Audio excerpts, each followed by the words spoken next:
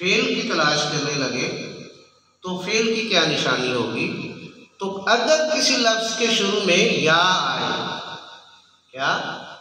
یا، تا، حمزہ، نون، یا، تا، حمزہ، نون۔ حمزہ کہتے ہیں الف کے اوپر بھی اگر زبر زیر یا پیش ہو جائے تو بھی وہ حمزہ ہو جاتا ہے، تو یا، تا، حمزہ، نون۔ سین جیسے دوسرے پارے کی ابتدا ہوتی ہے سیقول السفہاء، سیقول جو ہے یہ کیا ہوگا؟ فعل ہوگا۔ سوف تعلمون، کلا سوف تعلمون، تو سوف جو ہے جس لفظ کے پہلے سوفا ہوگا تو وہ بھی کیا ہوگا؟ فعل ہوگا۔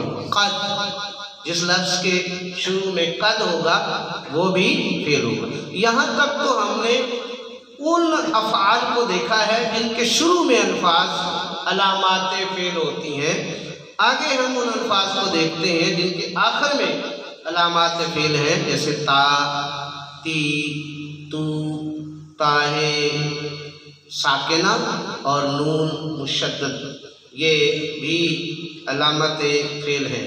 یعنی لفظ کے آخر میں تا زبر تا، تا زیر تی، تا پیش تو، تا ساکن اور نون مشدد ہوگا تو وہ بھی فعل ہوگا۔ اب ہم فعل کی علامات کو عملی صورت میں دیکھنے کی کوشش کرتے ہیں، جیسے یعبدو، تعلمو، اعوذ، نخلق، سیقول، سوف تعلمون، استغفر، قد افلح، قد افلح۔ اب تا، تی، تو اور تا ساکن اور نون مشدد کی علامات کو ہم دیکھیں گے عملی صورت میں۔ خلقتا، کنتی، ظلمت، کسبت، لنسألن، تو یہ حروف ہیں جن کے آخر میں علامات فعل ہوتی ہیں۔ اب ہم اس سبق کا خلاصہ پڑھیں گے، دیکھیں گے کہ ہم نے اس سبق کے شروع میں کیا پڑھا۔ ہم نے یہ پڑھا کہ قرآن کا ہر لفظ کلمہ ہے، قرآن کا ہر لفظ کلمہ ہے۔ کلمہ کی 3 اقسام ہیں، اسم، فعل، حرف۔ اسم کی پہچان کہ اسم کے شروع میں الف لام آتا ہے، اسم کے آخر میں تنوین آتی ہے اور تا اور الف تا آتا ہے۔ اس کے بعد ہم نے پڑھا کہ فعل، کیا پڑھا؟ فعل، دوسری قسم پڑھی فعل۔ کلمہ کی 3 اقسام ہیں، پہلی اسم، اسم کی 4 علامات پڑھی ہم نے۔ فعل کی علامات ہم نے پڑھی۔ فعل کا معنی ہوتا ہے کسی کام کا کرنا، ہونا اور اس کے ساتھ زمانہ موجود ہو۔ تو فعل کی علامات شروع میں جو الفاظ آتے ہیں وہ یا، تا، حمزہ، نون، سین، سوفا، استا اور قد ہے، اور آخر میں جو الفاظ آتے ہیں وہ تا، تی، تو، تا ساکن اور نون مشدد۔ پھر ہم نے دیکھا کہ کلمہ کی تیسری قسم ہے حرف۔ حرف کہتے ہیں ملانے کا کام کرنے والوں کو حرف کہتے ہیں۔ تو حرف کی کوئی خاص علامت اور پہچان نہیں ہوتی، البتہ یہ اسموں اور فعلوں کو ملاتا ہے۔ اگر یہ الگ سے استعمال ہو تو اس کا کوئی فائدہ نہیں ہوتا۔ تو آج کی نشست میں ہم نے قرآن میں پڑھا کہ قرآن میں 3 قسم کے الفاظ ہوتے ہیں۔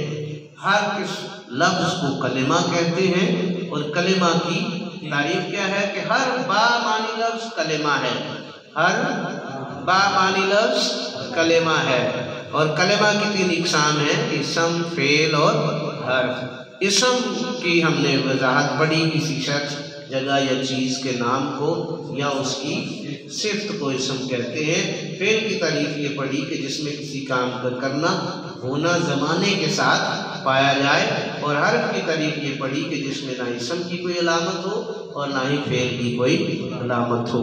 تو آپ سب کوشش کریں گے کہ کل پہلے پارے کے پہلے 5 رکوع کو پڑھیں گے، اور اس میں 10 اسم، 10 فعل اور 10 حرف किसी صفحے پر ایکٹیویٹی بنا کر لے آئیں گے تاکہ ہم یہ سمجھ سکیں کہ ہم نے آج کی نشست میں جو پڑھا ہے اس میں سے کتنا سیکھا ہے۔ انشاءاللہ یہ 15 اسباق ہیں اور ان 15 اسباق کے پڑھنے کے بعد ہم اس قابل ہو جائیں گے کہ قرآن کو جہاں سے مرضی کھول کے اس کے الفاظ کا ترجمہ کرنے کے قابل ہو سکیں۔ دعا ہے اللہ رب العزت ہماری آج کی یہ نشست اپنی بارگاہ بے اقدس میں قبول و منظور فرمائے۔ وما علینا الا البلاغ المبین۔